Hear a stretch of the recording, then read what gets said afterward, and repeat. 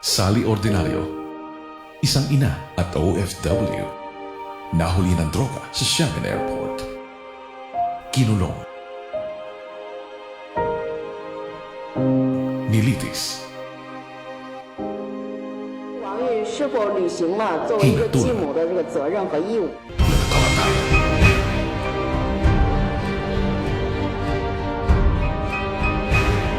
Anak ko, kumakatok ulit ako para maligtas yung buhay niya, para mapatunayan niya na siya inosente lang.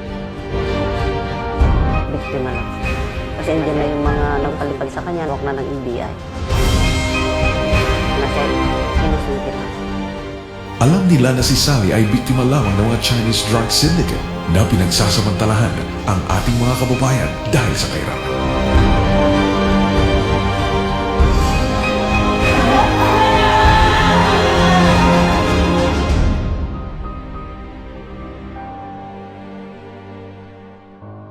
Nagmakaawa ang magulang.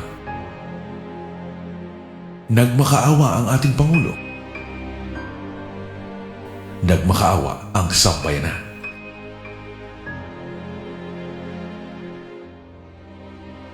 Ngunit hindi tayo kinawaan.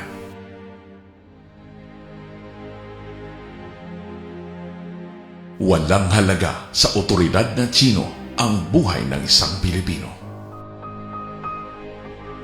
Mababa ang pagtingin sa atin. Kaya walang halaga ang buhay natin sa kanila.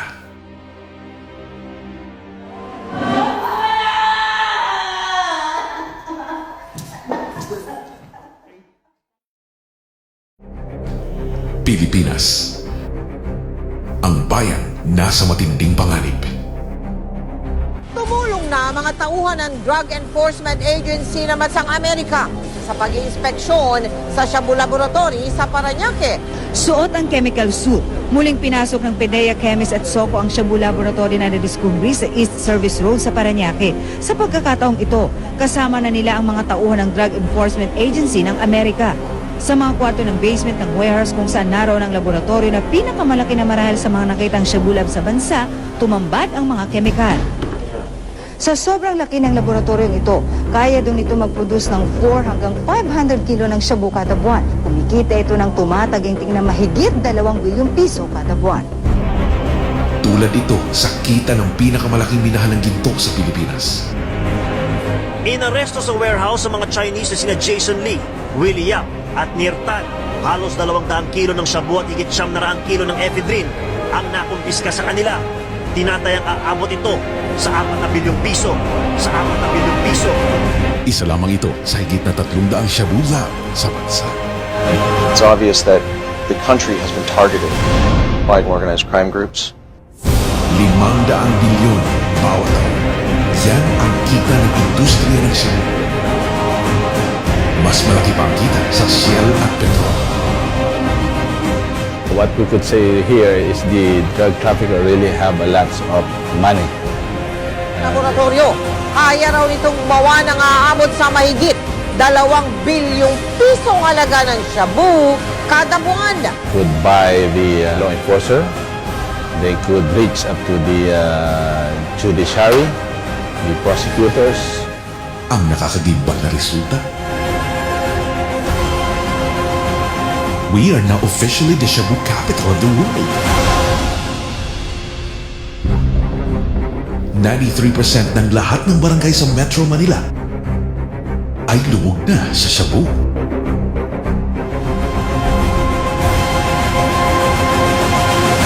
I am here because drugs is flooding the country. 10% of the Philippines' 88 million people uses drugs. May 12 anyos pa lang, adik na. And there is so much corruption. Dahil sa korupsyon, nanganganib ang ating mga kabataan. Naka-school uniform pa ang mga kabataang ito na may edad 15 nang maabutan ng mga kawani ng Barangay Holy Spirit, Quezon City habang siksikan at nakatambay sa loob ng bahay na kinalampugan ng drug section sa lugar. Na-recover sa loob ng bahay ang mga sachet ng hininalang shabu at mga drug paraphernalia. Napaiyak naman ang mga gulat na magulang. Hindi ako nangungusinti ng anak kung ganyan ang ginagawa niya. Kung anong dapat sa kanya, yun ang gawin. Kahit nag-iisang babae kung anak yan. May pasok po siya kanina? May pasok po yung anak ko pumasok. These young people, they will be the next leaders of the country.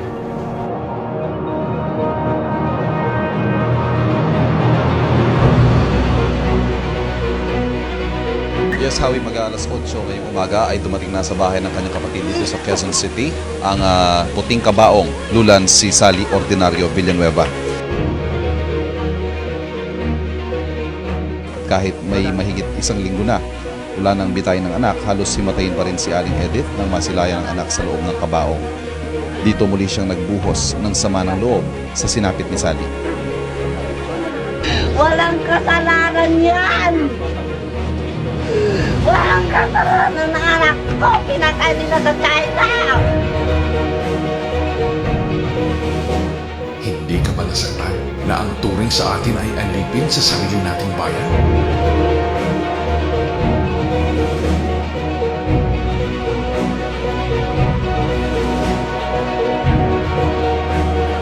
Walang kasalanan yan! Walang kasalanan ng anak ko! Pinatay nila sa China!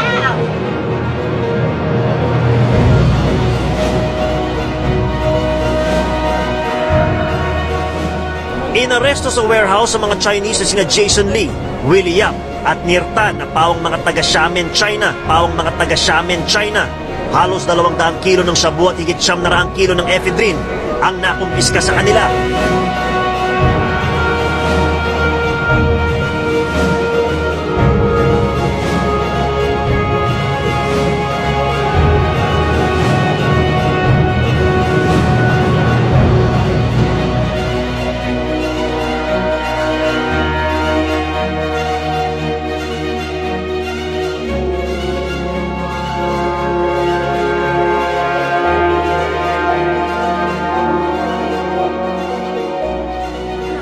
Walang kasalanan yan!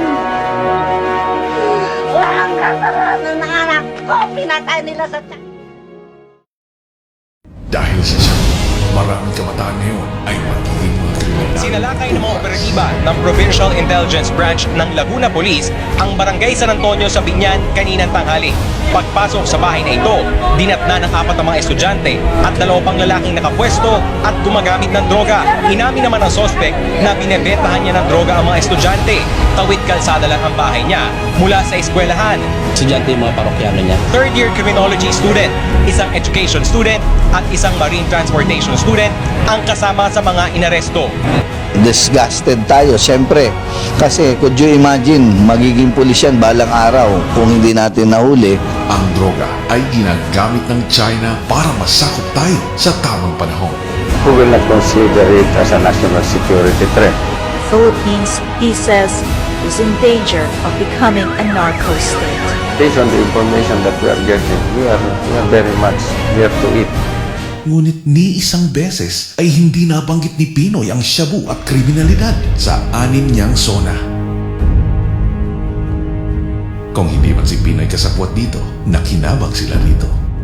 Lumalaganap ng husto ang shabu sa administrasyon ni Noynoy Aquino. Ganito pinaparusahan ng administrasyong Aquino ang mga Chinese drug lords. Si Ruben Chu ay isang big-time na Chinese drug lord. Nahuli at na-convict. Ikinulong sa Sablayan Prison and Penal Farm. Nadiskubre rin ang maluhong pamumuhay ni Chu sa loob naman ng Sablayan Prison and Penal Farm. Nakatira siya sa kubol na nasa loob ng compound na may gate. May mga sasakyan pa siya na ginagamit umano para maglabas-masok sa kulungan. Malaya rin naman na siya nakakatanggap ng mga bisita. Na malaya nakakapagbenta ng shabu sa labas ng kulungan.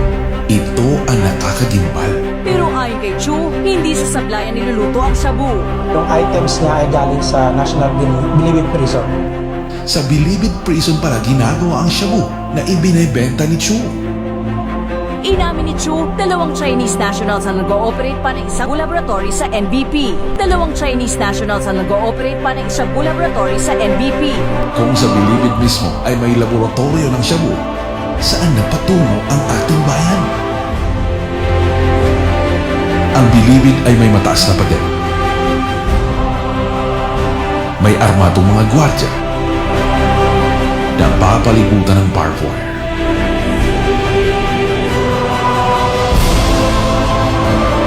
May pagawaan ng shabu.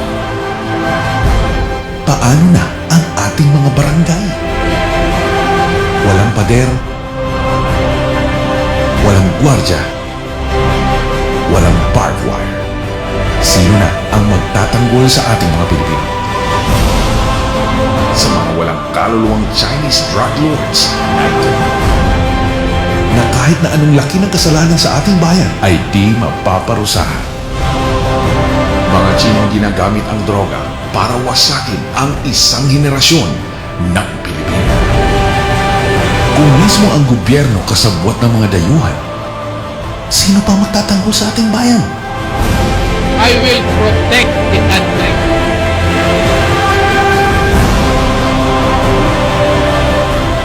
Rudy Duterte, ipagtanggol mo kami.